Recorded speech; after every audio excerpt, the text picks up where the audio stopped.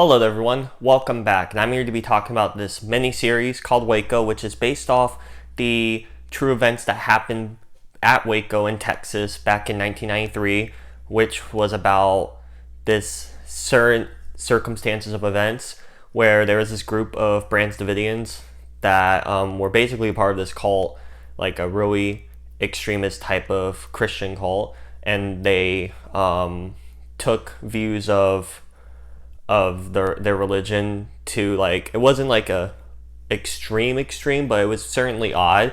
And the ATF agents that eventually got involved because they had reports and tips that this group was concealing a bunch of firearms and guns, and they were modifying them, and like they were just collecting a whole bunch, which isn't really allowed. So they went to go have a search warrant of the place and look around, but then a shootout happened between the Branch Davidians and the ATF agents, which left numerous dead, 4 ATF agents, and then 6 Branch Davidians. And then it was this over 50-day standoff where they were trying to negotiate because they have a bunch of children and women and like innocent people inside, because there was over 100 people inside this compound, and they were trying to negotiate to get a lot of the kids out, because there was a good 40, maybe 50 kids in there.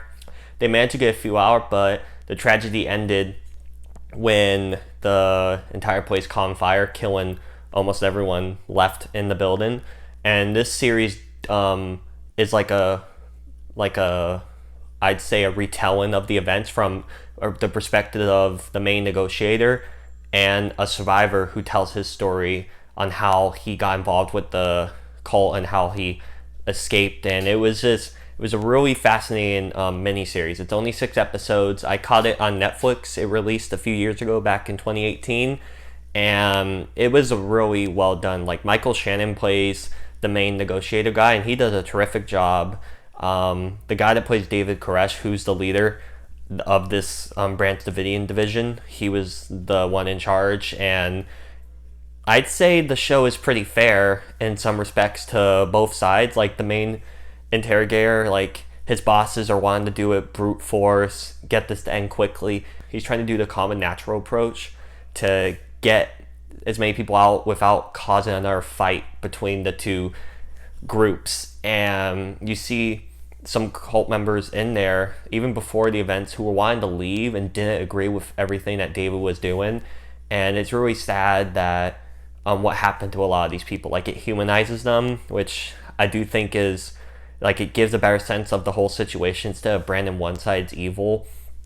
And even with the ATF agents, how one of the main reasons, because they have the Ruby Ridge incident, which was an incident a few months prior to this that kind of propelled some of them to go in and do this raid and stuff, since they were humiliated and embarrassed because of their failure that caused a kid and a mom to die at that standoff that lasted a few days itself with this one guy and his buddy. So they were like, it gives reasons for how everyone got here and all. It's really well set up, and the storytelling's really good, and the accuracy, I'd say, is questionable in some aspects because everyone has a different opinion, different sides to the story. I mean, a lot of the footage that shows makes sense to what happened. There's still some up in the air questions, like who fired the first shot which caused this shootout, and who started the fire at the end. Like, there's still some questions about that, and the show tries to answer that, but it's still up for interpretation. Like, this isn't a 100% fact-based show, but it's still really well acted, well made. It, it starts a conversation, like, and it was just something to watch during this these troubling times that we're in. I highly recommend it. Like I said, I caught it on Netflix. It was really well done, and it got me thinking. It got me looking into the history of this event, and it's pretty interesting and kind of really sad when you think about it, and just all the innocent life lost. But I mean, I definitely recommend giving it a watch, guys, if you haven't already. Again, really well done. It tells the different perspectives and what their thought process was, and the events, how they happened. Like, it was pretty well done. I definitely recommend giving it a watch, guys. So with all that said, those are my thoughts on the Waco 2018 miniseries. Like I said, it came out a few years ago, but if any of you had a chance to watch it, if so, what were your thoughts on it? please let me know down below in the comment section. And if you want to hit the subscribe button, that'd be pretty great. Hit the bell as well to get notified for more content. If you want to follow me on Twitter, it's SwordSable or at SableSword.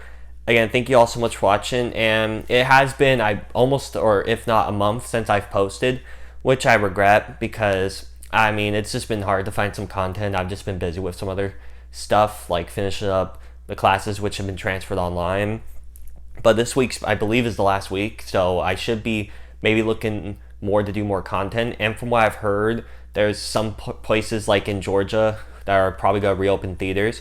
I mean, it's not like there'd be anything new to watch, but maybe it's starting to get back to some normality, which I think we could all need right now. Get back to normal, or at least try to move past this. I mean, it's pretty scary times, but I mean, we'll get through it. It's just, it'll take a bit. But yeah, thanks again for watching, guys, and I'll see you later. Bye.